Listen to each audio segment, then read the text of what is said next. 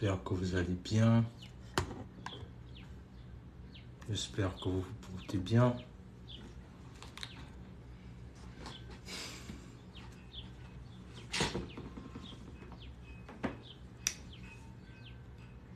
J'espère que ça va.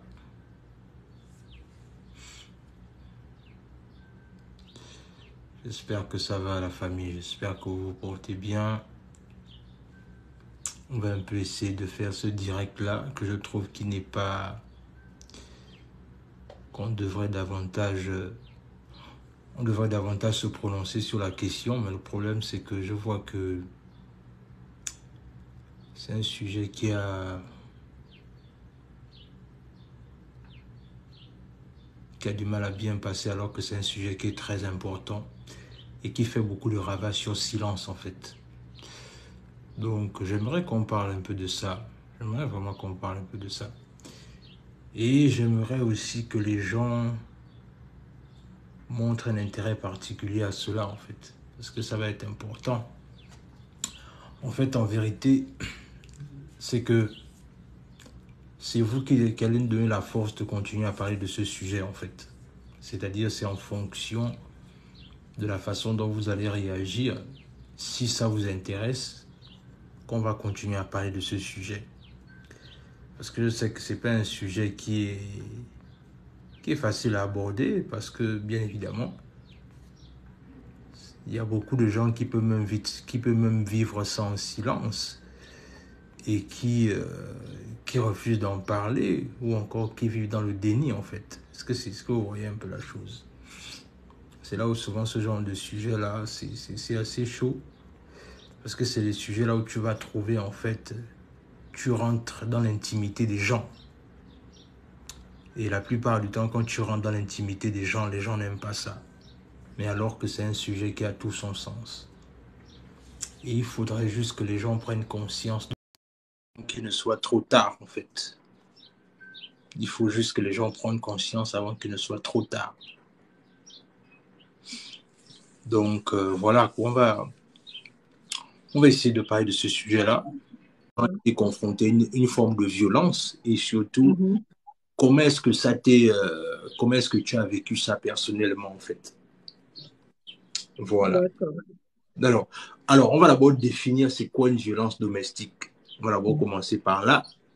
Alors, ici, on me dit, les violences domestiques sont des comportements abusifs ou violentes qui se produisent dans un cadre familial ou intime. Ces comportements peuvent prendre différentes formes, telles que la violence physique, la violence sexuelle, la violence psychologique et la violence financière. Mhm. Alors là, ce qui est intéressant, c'est qu'on nous parle de différents types de violences. Et je pense que premièrement, on va d'abord un peu essayer, on va un peu essayer de spécifier un peu chaque violence, histoire Mhm.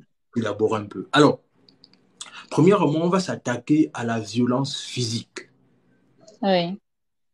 Alors, en vérité, la plupart du temps, on ne veut pas souvent le réaliser, mais beaucoup d'entre nous, dans notre entourage, beaucoup sont confrontés ou de façon directe ou indirecte à des personnes qui sont confrontées à des violences physiques au quotidien.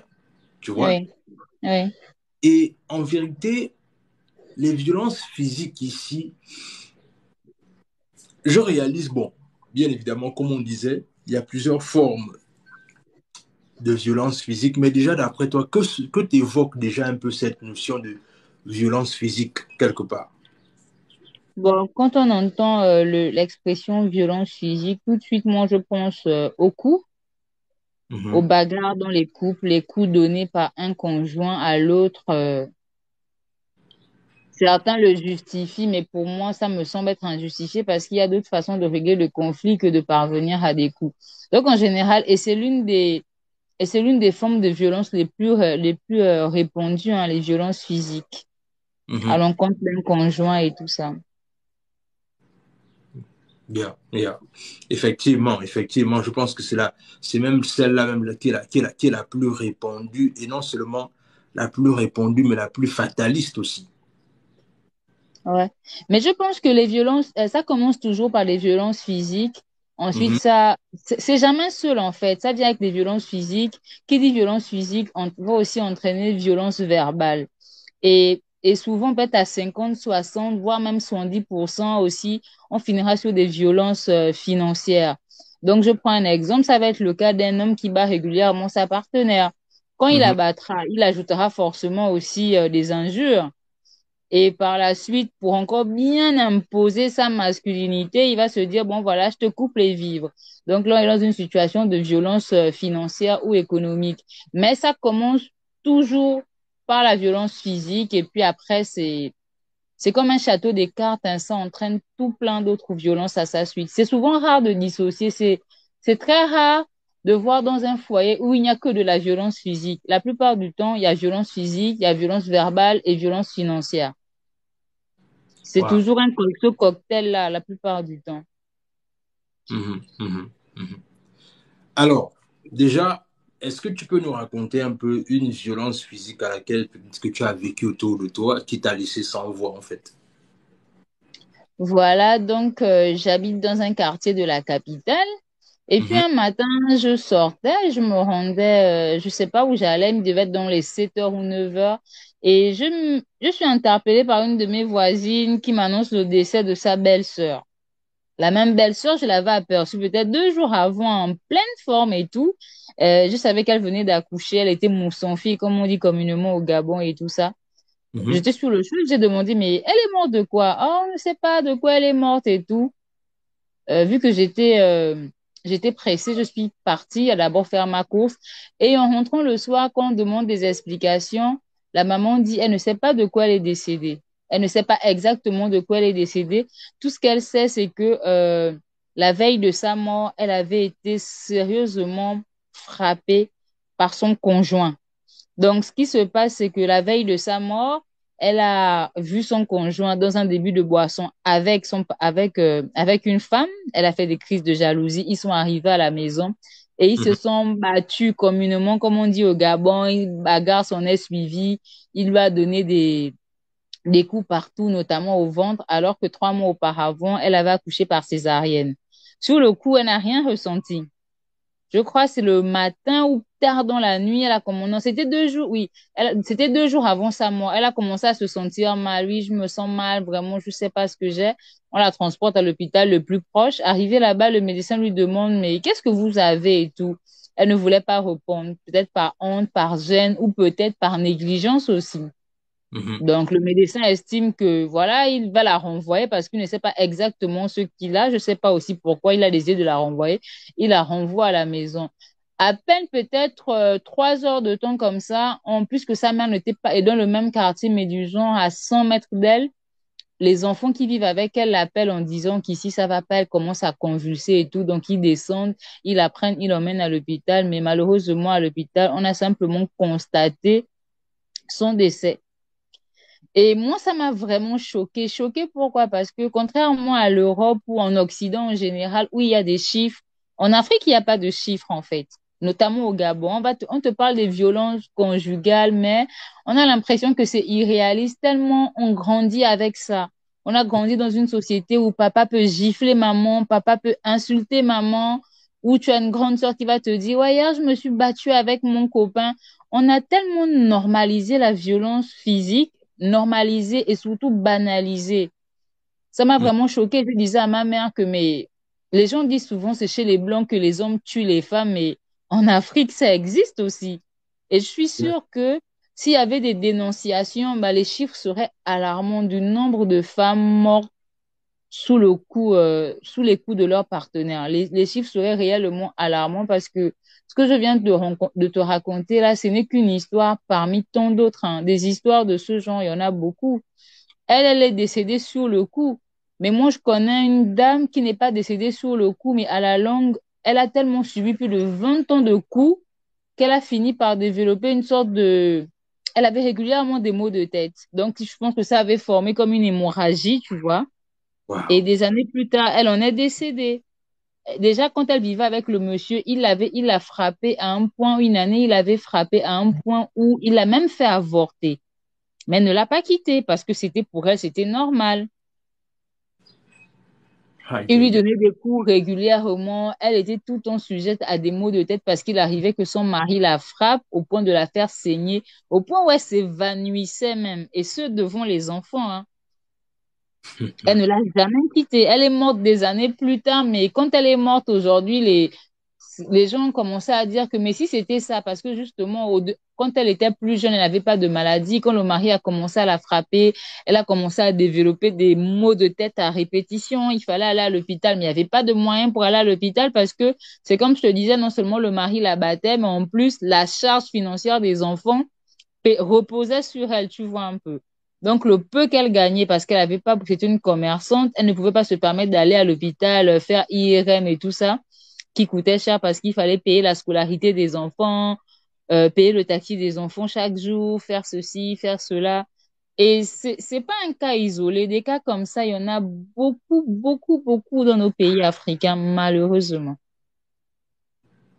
Yeah, effectivement, la vérité, c'est que, comme tu dis, c'est vraiment pas un cas isolé. C'est-à-dire que, en vérité, on a tous de façon indirecte grandi dans des sociétés là où, en fait, on disait que si tu aimes ton mari, si tu supportes le foyer, tu dois aussi supporter les coûts, en fait. Exactement. Parce que tu vois un peu que c'était comme on dit, c'est-à-dire que quand tu vas en mariage, tu mets le panier, et le panier Mhm. impliquait même les coûts, en fait. Oui, oui. Et ça, c'est juste terrible. Est-ce que tu vois un peu dans quelle mesure on fait grandir? En fait, on enseigne tellement à la femme de rester dans le mariage et de supporter le mariage que on lui demande même de supporter même jusqu'au cou. Jusqu'au cou, je t'assure. Alors que les coups peuvent entraîner sa mort, hein. Mais bien sûr, bien sûr. Moi, je me souviens en grandissant à ceci, les amis, tapotez sur l'écran et partagez le direct. Et aussi, si vous avez des histoires de violence conjugale, s'il vous plaît, partagez-les nous. Faites simplement les demandes et on va vous faire introduire, on va vous mettre dans le direct afin qu'on puisse parler de ça ensemble pour sensibiliser. Alors, moi, je me souviens quand j'étais petit, j'avais une tante à moi. En fait, c'est là où, quelque part, quand je grandissais, je commençais à voir c'est quoi la violence devant une femme, en fait. C'est-à-dire Mhm. quand un homme tape une femme, c'est là où je commençais à voir ça, en fait. Je commençais à voir le fait que, en fait, en grandissant, mon oncle et ma tante, là, eux, leurs problèmes finissaient toujours en casse. Non, je t'assure que, c'est-à-dire, ils commencent là bien, ils sont là, ils sont en train de discuter, ils sont en train de discuter. On est là, bon, nous les petits, on est là, nous on joue, tu vois un peu, mais on Mhm. est au courant que les parents sont en train de se discuter, mais après on entend seulement. Mais je te dis que tu te dis, mais ça c'est quoi, Seigneur? Et le jour qui m'avait traumatisé, parce que bien que c'était mon oncle et ma tante, mais le jour qui m'avait traumatisé, c'était une fois, ils avaient comme toujours, ils commencent à se discuter, ils commencent à se discuter, et après, on entend encore dans la maison. Après, à un moment donné, on entend seulement, elle a pris le couteau, elle a pris le couteau. Mince. Non, en fait, quand j'avais entendu, elle a pris le couteau, hein, et que, parce que là, quand elle avait pris le couteau, elle était là venue vers mon oncle, parce qu'elle voulait lui mettre. Mhm. Et le jour-là, c'est-à-dire que nous, les enfants, on fouille avec une peur là où on se dit que non, mais qu'est-ce que c'est nous qu'elle va mettre ça, en fait. Bien sûr. Et aujourd'hui, ma tante, et c'est bizarre, c'est que ma tante, aujourd'hui, elle est décédée. Hein, Ah. et elle est décédée, bon, son mari lui vit toujours. Mais moi, je me dis, parce qu'elle a eu beaucoup de filles, moi, je me dis, Mhm. mais quel est l'exemple qu'on donne aux enfants quand les enfants grandissent dans cet environnement-là, en fait? Hmm. Parce qu'en Moi, j'ai vérité, même, oui, c'est ça. Excuse-moi de te couper la parole. Moi, j'ai même souvent l'impression que les parents africains, du moins certains parents africains, mhm, ne pensent pas à l'impact qu'ils vont l'impact que ça a sur leurs enfants, en fait. Parce mhm. que dès l'instant où tu te dis, et c'est comme un héritage. Ça, c'est même le mariage. Mais moi, je connais des jeunes enfants, des adolescents qui battent leur petite amie. tu vois. Parce Quoi? ils ont vu papa gifler maman, donc il va avoir 17 ans, il a sa copine et il va se permettre de la gifler. Il va se permettre de la frapper sérieusement. Elle n'est même pas encore son épouse, Mhm, mais il le fait parce qu'il a vu papa faire, il estime que c'est normal et parce que la jeune fille, on ne lui a peut-être pas répété suffisamment qu'un homme ne doit pas frapper une femme, ou alors on lui a dit une femme doit supporter, doit tout supporter, que elle, quand elle subit ses coups, ben, c'est dans le silence, elle ne dit rien à personne. yeah. Et tu vois, c'est un cycle en fait. Papa a fait, l'enfant fait, ainsi de suite. C'est traumatisant pour les enfants. On aura soit des enfants qui deviendront violents, ou soit des enfants qui seront super apeurés, et surtout quand c'est des filles, tu vas fouiller, la plupart vivent la même chose en fait. Parce qu'elles Mhm. ont vu maman subir ça. Pour elles, c'est ça le couple. C'est comme ça qu'on vit.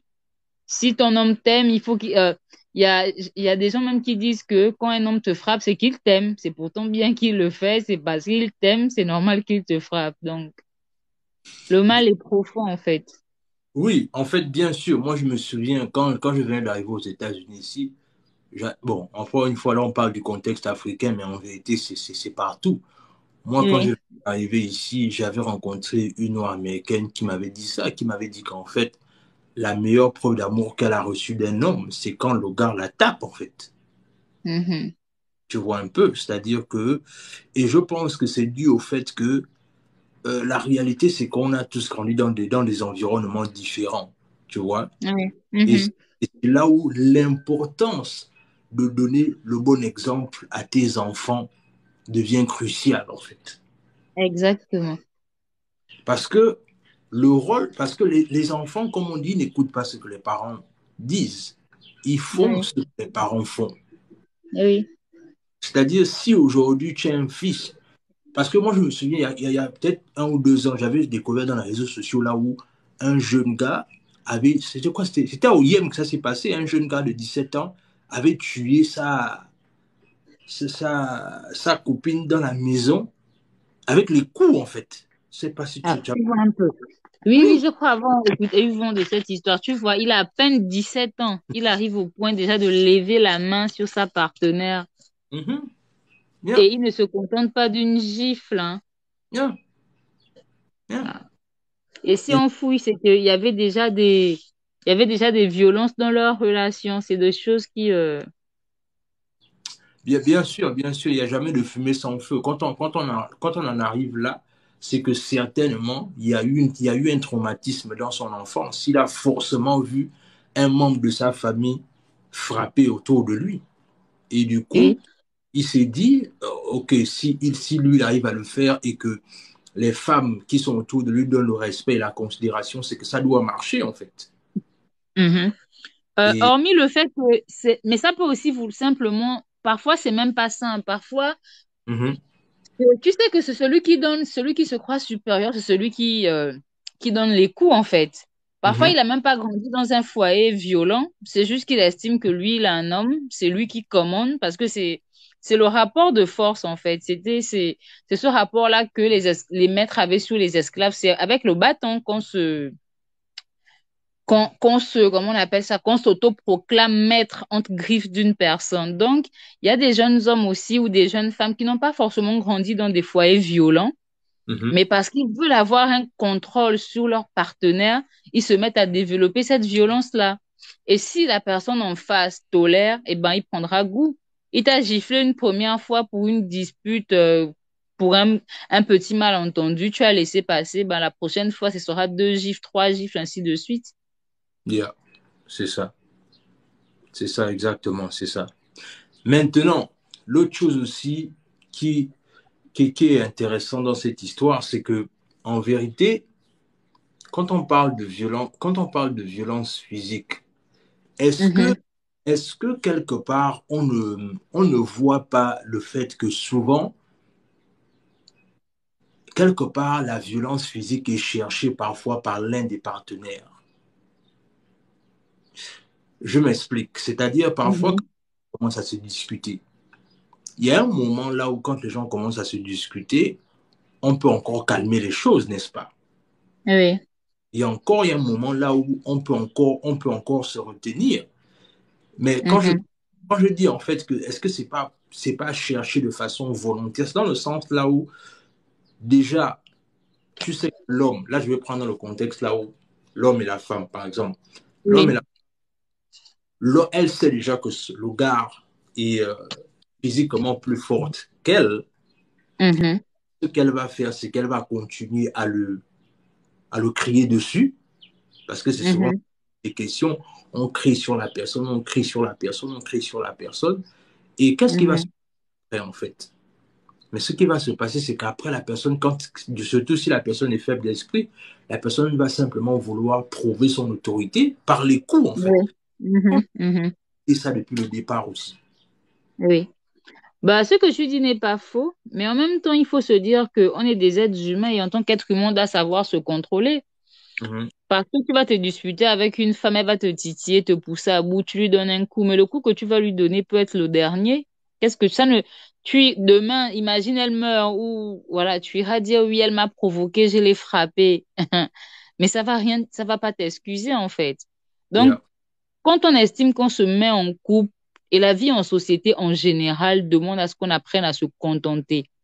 Ça, c'est dans le cas d'un homme et d'une femme. Mais il arrive parfois quand on se promène dans la rue, qu'on tombe sur une personne qui nous provoque, on ne va pas ramasser un bâton et frapper à cette personne. Il faut apprendre à se contrôler. Je me souviens, j'avais eu une discussion à ce sujet avec mon frère. Il est marié et il me disait, mais moi, ma femme, un de mes frères, il me disait, mais moi, ma femme, elle est vraiment, pourtant, il me dit, c'est vraiment une femme. Quand elle commence à parler, ouh, moi, je ne suis encore qu'à A. Elle a déjà refait tout l'alphabet. Il dit, mais qu'est-ce que je fais?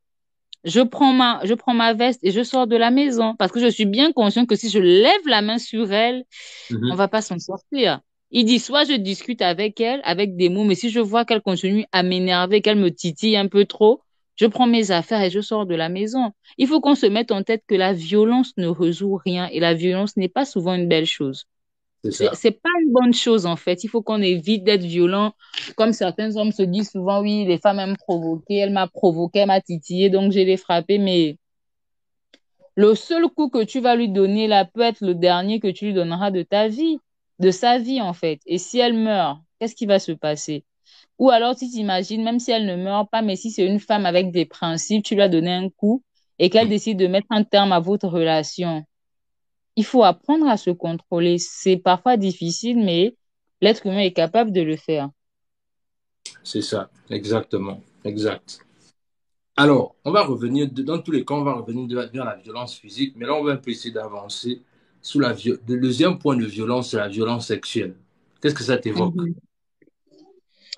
Violence sexuelle, c'est quoi? Tout de suite, on passe on pense au viol, hein? C'est ça, non? Le viol, des Mhm. attouchements, viol, attouchements non consentis, que ce soit dans le couple, ou hors du couple, parce que ça existe aussi dans le couple. Ok, justement, on va parler de ça. Yeah. Maintenant, en vérité, c'est que dans le couple ou dans le mariage ou dans les fiançailles, est-ce qu'on peut parler de viol sexuel? Enfin, de Ben violence bien. Mais bien sûr, comme si des gens déterminent le viol comme étant le fait d'avoir un rapport sexuel avec une partenaire ou un partenaire non consentant, Hmm. et que on ait employé la violence, ça devient du viol. Il y a des hommes qui violent leur partenaire. Je me rappelle, je regardais une émission, c'était quoi? Crime District. Et il y Hmm. avait une femme, elle avait été mariée et elle avait porté plainte à son mari pour viol. Au début, c'était une Américaine, hein. Je pense qu'elle fait partie l'une des personnes qui a lancé justement ce mouvement de viol dans le mariage.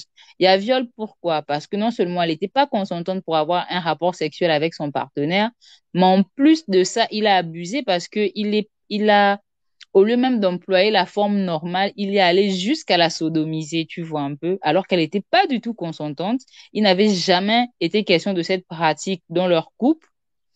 Au Mhm. début, devant le tribunal, quand elle passait, c'était dans les années 90, tout le monde, elle dit que les gens étaient vraiment choqués, qu'on estimait que par le mariage, l'homme prenait autorité sur sa femme et que notamment les rapports sexuels en faisaient partie. Mais l'acte sexuel n'est pas une, c'est un de, qu'est-ce qu'on dit? C'est pas une obligation, en fait. C'est vrai qu'on dit que quand on est marié, c'est un devoir, c'est un droit. Enfin, je sais même plus comment utiliser, oui. On sait que, en étant marié, on aura des relations intimes. C'est normal. Mais tu ne peux pas imposer à ton partenaire d'avoir les relations intimes quand il n'en a pas envie.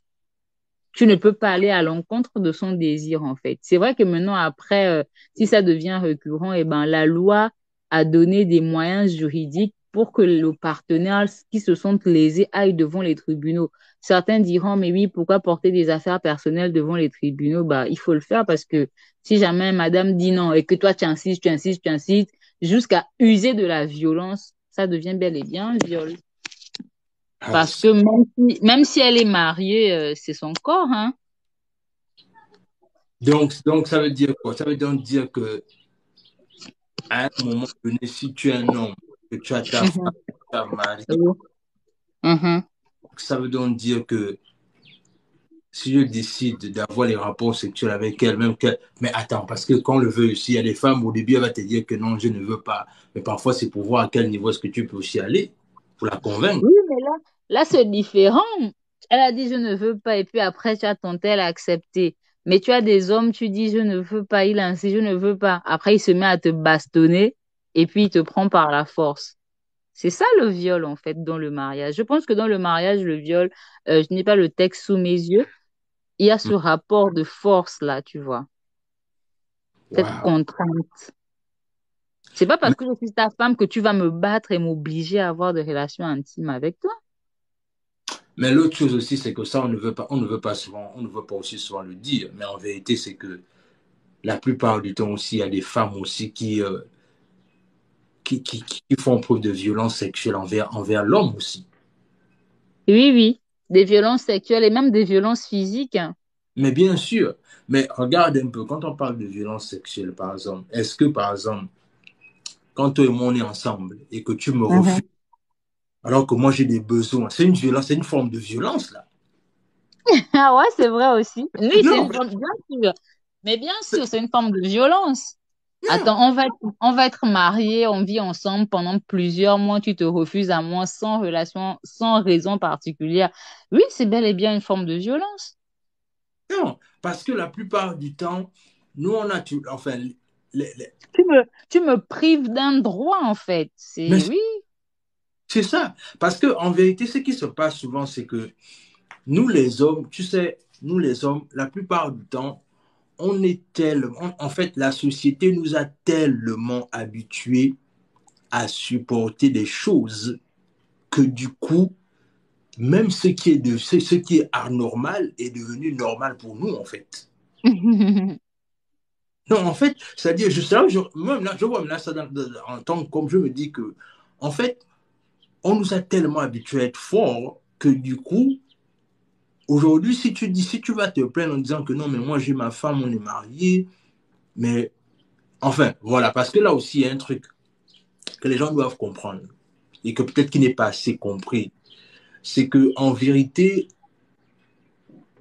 il y a beaucoup d'hommes qui se plaignent, par exemple, du fait que ils estiment que quand ils étaient célibataires, ils avaient plus de vie sexuelle que lorsqu'ils sont mariés.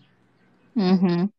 Et à un moment donné, là, on parle maintenant de violence, comme on disait, c'est-à-dire que toi, tu as envie toi, tu as envie d'avoir un moment agréable avec ton épouse ou bien ta fiancée, mais elle va dire que non, je ne... Il y a toujours ce côté-là. Oh, je ne suis pas d'humeur aujourd'hui. Oh, l'humeur est descendue. Mais c'est une forme de violence, hein. Il faut vraiment qu'on parle de ça. Mais bien sûr, c'est une forme de violence. Moi, je suis complètement d'accord. Mais tu vois, quand tu dis, par exemple, que la société a habitué les hommes à être fortes, à tout supporter, c'est pas faux. Et c'est pas, la différence avec les femmes, c'est que nous faisons des efforts, en fait, pour sortir de ce cocon dans lequel la société nous a casés. Tu vois, aujourd'hui, on parle de violence domestique. Pourquoi? C'est pas tombé du ciel, hein. C'est parce que des femmes ont Mhm, ouvert, ont parlé, ont décidé d'ouvrir la bouche. mhm. Et les violences domestiques, toute forme de violence à l'encontre des hommes se retrouvent au même point que les violences féminines il y a peut-être 30 ou 50 ans parce que les hommes ne parlent pas, ils ont honte de le dire. Mais pourtant, il y a des hommes qui sont maltraités, il y a des hommes qui sont privés de relations intimes avec leur partenaire, il y a des hommes qui supportent des violences verbales, qui, dès lors qu'ils arrivent à la maison, ils sont toujours sous pression. Madame va t'insulter. Tu n'as, dans sa propre maison, ça existe, hein, des hommes dans leur propre maison qui peuvent même pas avoir un moment d'accalmie. Parce que madame crie sur toi, madame t'insulte régulièrement, elle t'insulte devant les enfants. Les enfants n'ont plus aucun respect vis-à-vis de toi. Et il faut parler. C'est aussi, quand on dit quand le foyer ne va pas, il faut sortir, c'est pas seulement pour les femmes, mais aussi pour les hommes. Parce que beaucoup d'hommes meurent à petit feu pour ces raisons-là. Tu n'es pas épanoui, tu n'es pas équilibré. Il faut parler et si jamais ça ne va pas, on, on quitte, on sort de ce foyer. Parce qu'on ne se marie pas pour être malheureux, on se marie pour avoir un peu plus de bonheur. Le mariage ne devrait normalement pas être le lieu de toutes les souffrances, bien au contraire. Mais malheureusement, aujourd'hui, que ce soit en Afrique, en Europe, en Amérique, il y a des hommes qui souffrent, tout comme autant il y a des femmes qui souffrent, autant il y a des hommes qui souffrent. Parce que nous, les femmes, on s'est tellement victimisés qu'on estime qu'il y a que nous qui souffrons dans le mariage. Or, Non, beaucoup de femmes, non. oui, oui. En fait, en vérité, moi, enfin, si je devais donner mon avis, tu vois, moi, je trouve même, hein, pour être honnête avec toi, moi, je Mhm. trouve même que ce sont les hommes qui souffrent plus que les femmes dans le Ah, mariage. c'est faux. Non, c'est faux, arrête. Je, ça, tu blagues, hein. Non, c'est faux. Mais regarde, regarde, je vais te dire une chose. Je vais te dire une chose. En vérité, pourquoi est-ce que je le dis? Je le dis parce que, en fait, la société est juste au courant quand les choses ne vont plus. Est-ce que tu vois? Mhm, C'est-à-dire, mhm, là, on est en train de dire qu'il paraît que le tel couple, ils sont en train de bientôt préparer les papiers parce qu'ils veulent se séparer. Tu vois, non? mhm, mhm, Que la société sait déjà quand tout a déjà éclaté, qu'on bientôt mhm. séparer. Mais en vérité, moi, j'essaye un peu parfois de me mettre à la place de certains hommes. En vérité, nous, les hommes, je ne pense pas qu'il y ait un homme qui se dit que quand je vais, par exemple, me mettre avec ma femme, ou bien, par exemple, quand je vais me fiancer avec telle ou telle femme, en vérité, je vais faire que je vais forcément aller voir ailleurs. En fait, il y a pas, je veux dire que du moins en tant qu'homme, c'est que nous, on n'a pas ce truc-là, en fait, de dire que on s'engage, mais agent, on sait déjà on ira voir dehors. Non, c'est pas souvent comme ça. Je pense que c'est un mauvais Non, exemple Warren, moi je que les gens. t'arrête tout de suite. Non, non, non, non. Là, toi, tu parles pour toi parce que tu es peut-être qu'un garçon qui est assez rangé avec des principes, ça je le sais. Mais je suis désolée, beaucoup d'hommes se marient tout en sachant même qu'ils ne resteront pas fidèles à leur femme. Ils se marient en sachant même la veille de son mariage, il passe son enterrement de vie de jeune fille, de jeune homme avec sa maîtresse. Ça, c'est récurrent. Mais ce que moi j'ai compris en fait, c'est que malheureusement, les bonnes personnes ont tendance à tomber sur les mauvaises personnes. La plupart du temps, c'est ce qui se passe. Tu vas voir un homme, il va rencontrer une femme. Déjà, il y a un problème. On se dit, je vais épouser une femme pour la stabilité. Oui, c'est bien beau, c'est pas mauvais. Il faut épouser une femme pour la stabilité. Mais hormis la stabilité, il faut que tu désires ta partenaire. Parce que sinon, qu'est-ce qui va se passer? On va avoir un homme qui épouse une femme qui ne représente que ça pour lui. Et il la trompera avec une femme qui représente son idéal féminin. Tu vois un peu. Mhm, Il sait que, voilà, j'épouse Marilyn parce qu'elle elle est stable, elle semble être stable, elle est toujours posée à la maison, elle sort pas beaucoup, elle boit pas. Mais parfois, je ne suis pas le genre de femme dont il revêt physiquement. mhm. Donc, il se mettra à me tromper avec des femmes qui sont son idéal physique, pendant que moi, c'est juste pour la stabilité parce qu'il estime que euh, elle peut bien m'éduquer des enfants. Je suis sûre qu'avec elle, en rentrant le soir, je vais trouver ma maison propre, mes enfants auront mangé et tout. Est-ce que tu sais que ça existe des femmes, des hommes qui sont mariés mais qui ne sortent jamais avec leur épouse? Ouais, enfin, oui, j'ai appris ça, mais je ne connais pas personnellement les gens qui font ça. Voilà. Et moi, j'en connais. Il y en a beaucoup. Pourquoi? Parce que il t'a peut-être épousé, tu es sa femme. Mhm. Mais il estime que physiquement, voilà, tu n'es pas le genre de femme avec qui il a envie d'être pendant les soirées mondaines, les soirées au boulot, tout ça. Donc, il va même préférer aller seul ou parfois aller avec sa maîtresse que d'aller avec sa femme. Il y a même des hommes, comme on parlait des violences sexuelles, il y a même des hommes qui sont mariés, mais qui ne touchent presque pas leurs épouses parce qu'ils ne la désirent plus. C'est leur femme, elle est la mère des enfants, c'est tout. Mais ils ne la désirent pas. Ils désirent d'autres femmes. Donc, il y a réellement des hommes qui épousent des femmes en sachant que moi, j'épouse Marilyn juste parce que c'est une bonne femme. Mais je vais la tromper avec Larissa, avec Vanessa, qui, elle, représente mon idéal physique féminin. Ça existe. Tout comme aussi, nous aussi, les femmes, il y a des femmes aussi qui le font. Je vais épouser Pierre parce que Pierre, c'est l'homme qui est prêt à m'épouser. Mais sinon, moi, ce que j'aime, ce sont les hommes d'1,80 m bien baraqués. Donc, j'épouse Pierre qui est trapu et tout ça, gros ventre. C'est mon mari. Mais je vais le tromper avec des hommes qui représentent mon idéal masculin féminin. Ça existe des personnes qui pensent comme ça, beaucoup même, malheureusement. Wow. Ça, excellent, excellent. Alors, et là, ça nous ramène à la violence psychologique. Mhm. Ce que tu as parlé, c'est vrai que tu as un peu essayé de développer ça brièvement. Mais oui, en fait, la violence psychologique ici, c'est ce que tu disais, c'est-à-dire que, par exemple, l'homme rentre à la maison, à peine il a mis le pied sur le paillasson, que Mhm. madame l'attend déjà avec les discussions de hier à la veille. Voilà. Hein? Et puis, C'est bon, terrible. non, non, oui, et puis aussi, en vérité, il y a des femmes, voilà, quand on parle de violence psychologique ici, parlons aussi un peu du fait que la rancune est l'un des plus grands problèmes dans la violence psychologique parce que en rappelant toujours à l'autre ce qu'il avait fait, est-ce que ce n'est pas une forme de violence qu'on est en train d'opérer de façon psychologique à l'autre? Si, si, si. Parce qu'il y a des personnes qui agissent mal et qui regrettent vraiment les actes qu'ils ont posés. Mais à chaque fois, dire oui, hein, tu m'avais trompé, non, tu m'as fait ça, ça, ça, ça, ça. Oui, c'est pas faux, ça existe. C'est une sorte de violence psychologique. Non, oui, il y a ça. Il y a aussi le fait que parfois aussi tu as avec... Bon, je sais que bien évidemment, entre l'homme et la femme, chacun aura son tempérament. Tu vois, Mhm. il y Oui. a il y a un qui va souffler le souffle, on va dire ça comme ça. Voilà, c'est-à-dire qu'il y a un qui aura un tempérament vraiment que elle jette le feu ou bien lui jette le feu. Il y aura aussi un qui va être plus modéré dans la façon de faire les choses. Mhm. Malheureusement, ce qui se passe souvent, c'est que le constat que j'ai fait, c'est que celui ou celle qui décide de ne pas, d'avoir un comportement modéré, ça ne veut pas dire que il est faible, en fait. Voilà. Ça ne veut pas dire qu'il est faible. Mais, en fait, celui qui a le comportement modéré, en fait, c'est celui-là qui cherche toujours la paix, en fait. Exactement.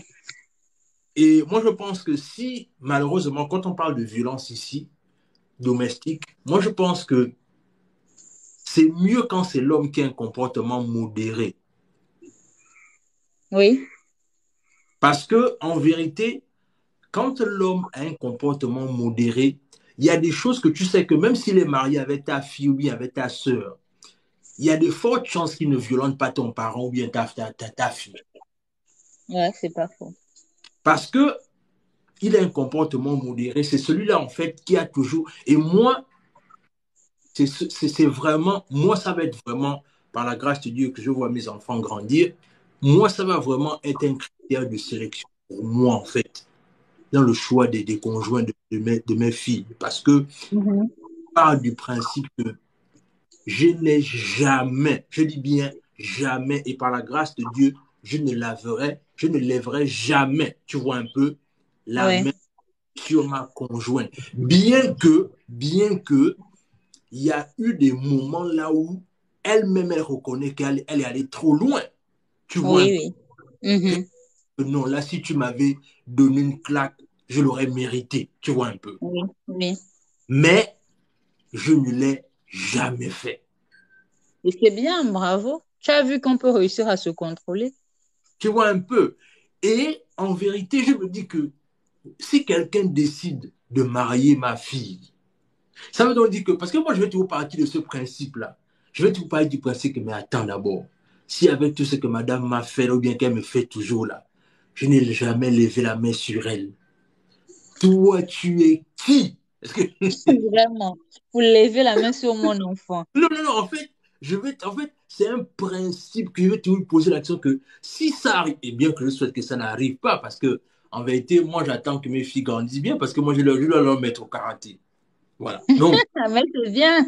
non, parce que moi, je veux vraiment que, c'est-à-dire que si à un moment donné quelque chose arrive et que je ne suis pas encore là jusqu'à ce que j'arrive, elle doit savoir tenir, elle doit être en vie jusqu'à ce que j'arrive. Donc, Mais bien sûr, c'est important. voilà. Donc, en vérité, ce qui se passe, c'est quoi? C'est-à-dire, moi, je vais tout me dire que, mais attends, moi, avec tout ce que ma femme m'a fait, je n'ai jamais levé la main sur elle. Toi, tu es qui pour dire que elle est allée trop loin, il fallait que je lève la main sur elle? Non, non, en fait, parce que moi, dans mon entendement, ça ne sonne pas juste. Je ne sonne pas juste parce que, Oui. et je suis aussi de ceux qui pensent que on ne tape pas quelqu'un parce que quelqu'un l'a mérité. Oui. Parce que, en vérité, ce qu'on est en train de faire passer comme message ici, c'est que si on commence à dire que je t'ai tapé parce que tu l'as mérité, en fait, donc ça veut dire qu'on finit par justifier la violence, en fait. Exactement. Et la violence ne se justifie pas. Tu vois un peu. Oui. Tu vois un peu. Et moi, je pense que c'est véritablement ça le grand problème. C'est que on est arrivé dans une... Attends. On est... Oh, il y a mon assistant qui vient d'arriver là, justement. Donc, on est arrivé dans une société là où parfois on veut justifier le fait que si on a frappé sa femme, c'est parce qu'elle l'aura mérité en fait. Alors qu'on sait Mhm. que c'est juste du n'importe quoi. Un C'est homme du qui... n'importe quoi. Oui, parce qu'en vérité, ce que tu veux faire là, c'est que tu veux avoir bonne conscience sur l'acte que tu viens de commettre. En fait, c'est ça même. Et c'est juste triste, en fait. Et c'est juste triste. C'est vraiment triste. Donc, moi, je pense qu'effectivement, la violence psychologique, elle a ce côté. Moi, je pense que la violence psychologique tire son essor de la rancune que le conjoint ou la conjointe envers l'autre. Oui. Parce que si on enlève la rancune dans le foyer et qu'on se dit que, bon, si j'étais offensé par rapport à ce que je t'ai fait là, si je te présente mes excuses maintenant là, passons à autre chose. Uh-huh. Ne prenons pas le fait que, bon, ça va maintenant rester là en tête en disant qu'à chaque fois qu'on a un problème, tu vas me rappeler ce que je t'avais fait. Non, le truc c'est que quand on se dit que, bon, on a parlé de ça, on a décidé de trouver la solution par rapport à ça, il faut avancer parce que, en vérité, ce qu'on doit faire, c'est qu'on a une relation à faire vivre. Mhm. Et si Mais on là, tu reste... parles, oui, Vas-y. là, tu parles seulement de la rancune, mais il y a des cas aussi, bien qu'il n'y Mhm, ait jamais eu d'antécédent, euh, que l'autre soit violent envers son partenaire. Parce qu'il faut comprendre qu'il y a des personnes aussi qui ont peut-être un manque de confiance en elles ou comme un sentiment d'infériorité qui, pour mhm. prendre autorité sur l'autre, se disent qu'il va forcément rabaisser l'autre, tu vois. Parfois, Ouais. il va arriver dans un couple, je n'ai jamais rien fait à mon partenaire, mais il prend plaisir à me traiter de stupide, de bête. À la Mhm. moindre petite erreur de ma part, il va me dire, ouais, mais tu es bête, hein, tu es stupide, tu vaux rien, tu sais rien faire. Il y a ce genre de couple aussi qui existe, malheureusement. Il t'insulte pour un rien. Ouais. Pourquoi? On ne sait pas.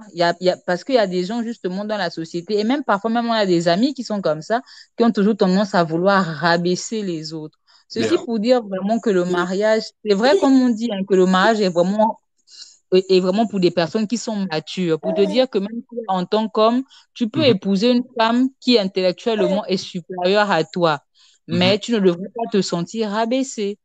Je parle de ça pourquoi? Parce qu'une fois, on avait un débat avec des amis et puis on parlait sur le fait d'épouser des hommes avec des niveaux intellectuels inférieurs. Il y a une qui m'a dit, franchement, je te conseille pas d'épouser un homme qui n'a pas le même niveau d'études que toi. Je lui ai demandé pourquoi. Elle me dit, dans le passé, elle avait été en couple avec un homme il travaillait dans la société pétrolière, hein, il était très bien payé, mais il était à peine arrivé, il avait juste fait le secondaire, hein. Et donc, elle disait que une fois, elle parlait avec, elle travaillait avec une amie chez elle, il fallait travailler en TD, et c'est quand ils ont travaillé jusqu'à 22 heures.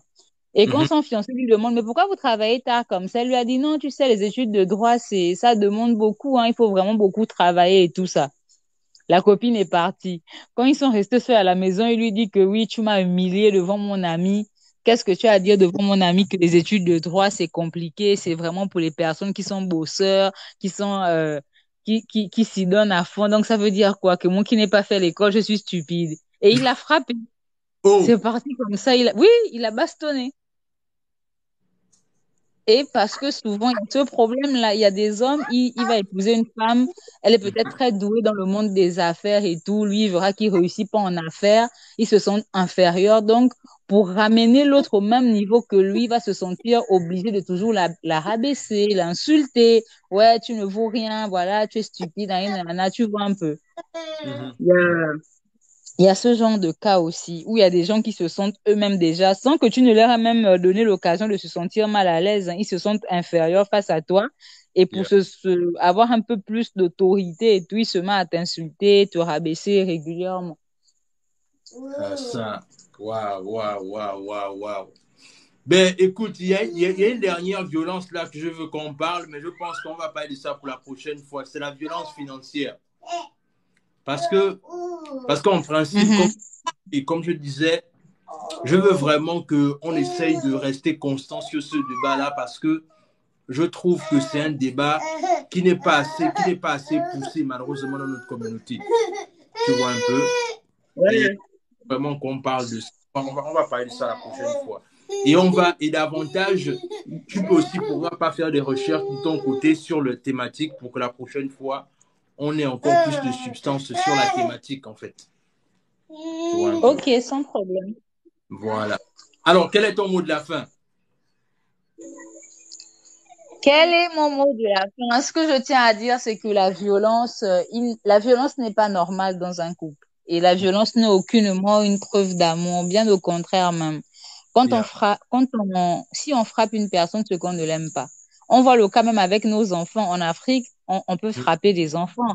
Mais souvent, quand on les frappe et puis on les voit pleurer comme ça nous fend le cœur au point où on se dit, bon, je vais plus faire ça, ou je vais au maximum éviter de taper sur mon enfant. Donc, imaginez quelqu'un qui dit aimer sa femme, son partenaire et qui n'hésite pas à lever la main sur lui. C'est vraiment la preuve qu'il n'y a pas, pour moi, hein, c'est la preuve qu'il y a un manque d'amour ou qu'alors qu'on a vraiment besoin d'aide, besoin d'apprendre à gérer sa colère. Ça, c'est très important. Un être humain ne peut pas laisser libre cours à ses pulsions. C'est pas normal. Effectivement. Et comme je disais, on va davantage parler de ça. Et ce qu'on va faire la prochaine fois, c'est que on va pourquoi pas également prendre des cas pratiques dans la communauté. Par exemple, de ce qui s'est passé au Cameroun la dernière fois, là où la dame qui a été massacrée avec toute sa famille, là. C'est-à-dire, cas pratiques comme ça, là où on va les éplucher vraiment pour montrer à quel niveau est-ce que on doit faire des efforts dans notre communauté pour faire tout pour éradiquer ce fléau-là qui n'a que trop duré et qui fait toujours des victimes sous silence, en fait. Oui, exactement. Voilà. Ok, ben écoute, Regina, comme toujours, ce fut un plaisir d'échanger avec toi. Donc, plaisir partagé. Merci beaucoup. Donc, on se dit à la prochaine. Abonnez-vous, les amis. Bye bye. Bye bye.